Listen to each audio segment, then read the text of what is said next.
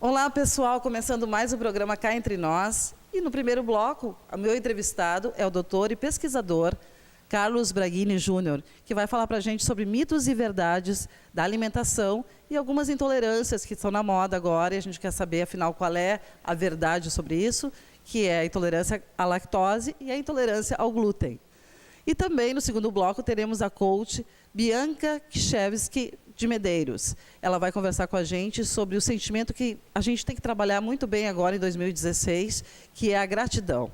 Confira aí, fique comigo, começando mais um programa Cá Entre Nós. Estamos aqui no Solar da Marquesa e vamos conversar com o doutor, o médico especializado em alimentação também, né? Muito especializado em alimentação, que é o Carlos Braghini Júnior. E o Carlos lançou... Desculpa chamar de Carlos, não de Braghini, chamar de Carlos. O Carlos lançou esse livro aqui, que é Ecologia Celular, o papel da alimentação e do meio ambiente no envelhecimento e na longevidade. Uma coisa que a gente está se preocupando bastante agora é com a longevidade, né, doutor Carlos? Tudo bem com o senhor? Tudo bem, tudo certo, como vai? Eu queria só começar perguntando assim o seguinte: esse livro, como é que foi a primeira ideia para esse livro? E se tu já tens outros, já está pensando em outras publicações nesse gênero da saúde e a longevidade? Eu brinco um pouco sobre isso porque as pessoas me perguntam se eu vou escrever outro livro, mas como eu tenho uma filha de 5 anos, eu falo assim, não, talvez quando ela tiver uns 10 anos eu possa voltar a pensar em escrever, porque escrever um livro é quase como criar um filho. Então eu já estou com a minha filha mais nova de 5 anos, então eu vou deixar ela crescer um pouquinho mais. Eu prefiro hoje fazer bingo da Frozen, dominó da Barbie e historinhas de princesas. Então tá, eu na verdade convidei o Dr. Carlos aqui para conversar com a gente, para que a gente pudesse desmitificar algumas coisas sobre alimentação, porque hoje está uma verdadeira febre, né, de corta glúten, corta lactose, corta isso, corta aquilo, e às vezes eu acho que tem um pouco de exagero. Pô, vamos ver o que o doutor fala sobre isso. Eu queria saber sobre essa coisa do glúten e da lactose, em primeiro lugar, porque é uma das coisas que mais se ouve falar. Eu cortei o glúten, cortei a lactose. Você não vai nem no médico, já está cortando por conta própria. É uma coisa bem do brasileiro também, esse tipo de atitude, né? Eu queria que você falasse um pouquinho sobre isso, essa mania que as pessoas têm de sair cortando coisas da alimentação, a lá vão ter. Essa é uma coisa, me preocupa também essa questão. Existem certos modismos, né, em relação à alimentação. E tudo depende das conclusões, ou dos cientistas, ou da moda do momento. Ir para o céu dos alimentos saudáveis ou o inferno dos alimentos insalubres. Se a gente lembrar, até pouco tempo atrás, o ovo estava no inferno, o abacate já passou pelo seu inferno. Agora estamos exatamente no momento do glúten e da lactose. Então a gente tem que tomar um pouco de cuidado com isso, não há dúvida nenhuma. De uma maneira geral, se a gente lembrar que lactose a lactose é um açúcar dos derivados lácteos, que depende de uma enzima especializada para ser quebrada, para ser digerida. Como essa enzima ela é praticamente exclusiva de crianças, ela desaparece no adulto, nós podemos dizer que todos os adultos têm intolerância à lactose, em maior ou menor grau.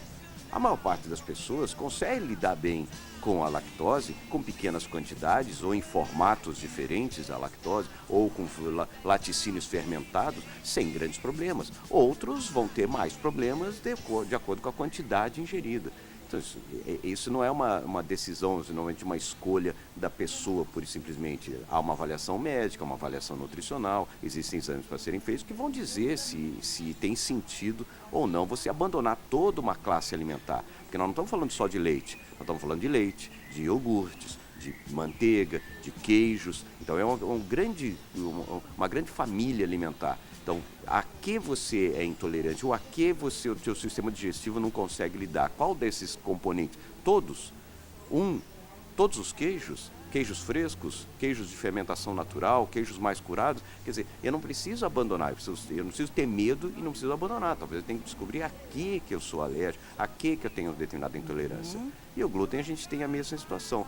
O glúten é a mesma situação, né? Quer dizer assim, a gente tem que fazer os exames, na verdade, para ver se é uma intolerância leve, uma intolerância moderada, uma intolerância, na verdade, uma alergia ao alimento, né? Tem tudo isso. Não adianta a gente sair cortando simplesmente, né? No glúten também acontece a mesma coisa. Eu queria que explicasse exatamente o que é o glúten, para as pessoas entenderem, primeiramente, Dr. Carlos. O glúten é uma proteína que existe em alguns grãos, alguns cereais. Certamente, de todos os glútens, a grande família dos glútens, o pior deles é o glúten do trigo. Porque há uma característica. O glúten, a palavra glúten vem de cola, em grego. Por isso que as pessoas dizem, quer dizer, tanto que é verdade que as crianças, antigamente, hoje em dia eles ficam no tablet o tempo todo e no computador. Mas antigamente as crianças faziam cola de farinha. O que dá liga é o glúten. E a indústria alimentícia, ela gosta muito de usar o glúten, porque o glúten deixa os produtos de panificação mais fofinhos. Então a demanda industrial, acabou produzindo um tipo de trigo que tem uma quantidade de glúten que é infinitamente superior a que o trigo original no passado. Isso de uns anos para cá, então. De algumas décadas para cá. Então o glúten de hoje o trigo de hoje tem uma quantidade de glúten muito superior ao trigo original. Então, de uma maneira geral, o glúten ele tem uma característica, ele é inflamatório, ele inflama a parede intestinal. E o glúten também ocupa alguns receptores hormonais que impedem a pessoa de lidar bem com carboidratos, vamos dizer. Mas isso, de novo, abandonar totalmente o glúten não pode não ser a solução. Porque o que as pessoas fazem? Elas abandonam o glúten, porque agora eu não estou comendo mais glúten, isso aqui, e está indo para o outro lado. Ela tira o glúten e está comendo coisas sem glúten. E essas coisas sem glúten ou são derivados de milho, ou são derivados da soja, ou são derivados do arroz, e que necessariamente não são mais saudáveis que o glúten propriamente dito. A primeira característica que a pessoa percebe quando retira o glúten da dieta e começa a fazer uso de outras farinhas é o intestino parar de funcionar. Por quê? Porque essas farinhas todas são refinadas.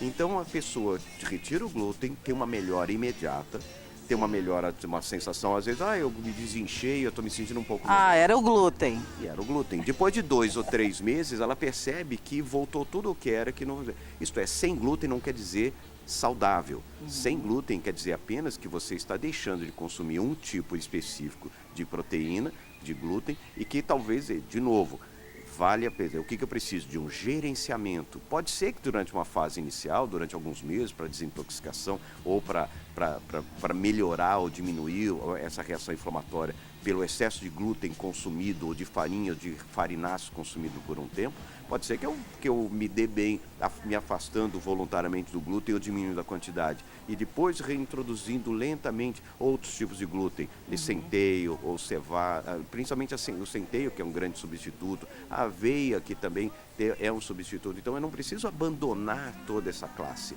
Talvez eu diminuir a quantidade de carboidratos, principalmente aqueles que são derivados do trigo, sim. Se for refinado, pior. Se for integral, melhor. Então, vale a mesma coisa em relação à lactose. Por que eu vou abandonar toda uma família sem necessidade? Eu talvez possa diminuir, quer dizer, o que as pessoas têm que ver é se não está consumindo glúten demais ou farinha demais. Farinha demais faz tão mal quanto glúten demais. Então, se tirar só o glúten não resolve. Se eu tiro o glúten e continuo consumindo farinhas outras refinadas, eu vou trocar um problema por outro. Se você diminui tudo por um período, até se afastando do glúten por um período inicial, 2 meses, 3 meses, dependendo disso aqui, depois eu posso voltar a comer sem que aquilo me faça mal, sem dar aquela sensação. Mas, de novo, é uma estratégia ou médica ou nutricional da cabeça das pessoas, vai fazer alguma coisa próximo do ideal. O doutor aqui, ele tem uma frase que eu acho bem interessante: alimento não é combustível. Eu queria que falasse um pouquinho sobre esse conceito de que o alimento além de nos nutrir, ele também envolve outras sensações e sentimentos em relação ao alimento, né? Eu gostaria que me explicasse um pouquinho disso. Alimento não é combustível. Como é que é essa máxima, doutor Carlos Braghini Júnior? Que eu falo que alimento não é combustível, porque tinha uma frase dos antigos que dizia saco vazio não para em pé. Então dizia, porque a gente também tem essa lógica. Quer dizer, por que a gente come? A gente come só para ficar saudável? Eu como para ficar saudável? Ou eu como porque ele faz parte da história humana? A alimentação faz parte da celebração, do convívio familiar. A alimentação é muito maior do que simplesmente nos transformar em seres mais saudáveis. Eu posso usar a alimentação como uma estratégia, mas ela não é o que vai determinar se minha saúde vai ser boa ou ruim. Quando eu falo que a alimentação não é combustível, é porque as pessoas elas perdem a conexão com o alimento e passam a encarar. Quem come arroz, feijão, carne, bife, frango, peixe, salada, está comendo alimento. Se alguém tem que comer resveratrol, ômega 3, sem glúten, sem lactose, eu estou tirando o contexto alimentar, eu estou abandonando o contexto alimentar e estou comendo nutriente. Nunca comemos nutriente na história humana. A história humana sempre está ligada à alimentação, a comer, às celebrações, às festas das igrejas, as festas, todas elas estão ligadas a algum tipo de alimento junto na celebração. As famílias se reuniam à mesa. Hoje em dia eu não preciso. Qualquer criança de 3 anos sabe colocar o prato no micro-ondas, apertar um botão. E vai comer no seu quarto. Então, o que as pessoas estão fazendo? Elas perderam a conexão com que a alimentação faz parte da vida humana, faz parte do convívio humano. Mas já tem também uma corrente, vamos dizer, uma vertente que defende o comfort food, quer dizer, voltar aquele alimento consumido em família, em torno da mesa, vamos sentar na mesa, desliga a televisão. Para com isso, vamos comer devagar, vamos se concentrar e saber o que nós estamos comendo. E também tem um pessoal que já está bem ligado e começa a adquirir dos produtores locais no entorno da onde ele mora, né? Valorizando o alimento também diretamente na sua fonte, né? Isso é legal também. Tem um pessoal que já está se ligando nisso, né, doutor? Sim, é importante, ainda bem que está se ligando com isso, porque a gente teve essa perda. Se a gente contar essa história, todos os mais antigos lembram de que as nossas avós, as nossas mães, elas compravam o produto na feira ou nos seus mercadinhos produtores. E se ela chegasse em casa e a comida estivesse ruim e a família reclamasse, ela iria voltar lá na feira ou com o dono da mercearia e reclamar com ele, dizer, olha, eu não vou comprar mais aqui, sua comida estava uma porcaria, estava ruim, estava isso e aquilo. E ele, o próprio produtor, iria falar com o seu representante, com o produtor, e dizer, olha, o pessoal está reclamando com aquilo que você me vendeu, toma cuidado, senão ele troca. Então, o que eu digo, o mercado produtor estava muito perto do mercado consumidor. E isso era mais fácil as coisas se acertarem. E aí ou ele ia comprar de outra pessoa, ou o produtor tinha que rever suas práticas de produção. Hoje não. Hoje a produção está afastada. Eu compro um produto orgânico que vem de Goiás, que vem de São Paulo, que vem da Ásia. Quer dizer, qual o sentido disso? Quer dizer, então, teoricamente, um cookie orgânico australiano nunca vai ser superior a uma cenoura plantada aqui em Lomba Grande. Com certeza, isso é um baita de uma dica, hein, pessoal, né? Olha só, então ele deu uma dica muito legal aqui. E também tem outra coisa que ele tem uma formulazinha de 80 e 20, como é que é? 80%, 20%. Como é que é essa formulazinha para a gente encerrar essa entrevista, doutor?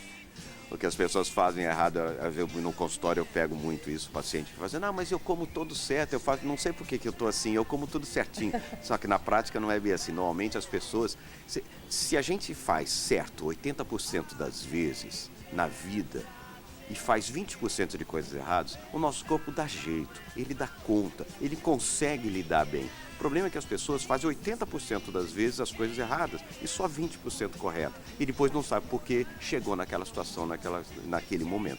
É botar a mão na consciência e ver se você não está nos 80% ou nos 20% de coisas certas na sua vida. É isso aí, a dica está feita então, e quanto mais você souber do alimento que você está ingerindo, quanto mais você se aproximar mais do produtor, mais legal vai ser, melhor para você, para sua saúde, seu bem-estar e para sua longevidade, de acordo com a Ecologia Celular, esse livro do Dr. Carlos Braghini Júnior. Bem, agora vamos dar uma paradinha, vamos para um breve intervalo, a gente já volta, fica aí.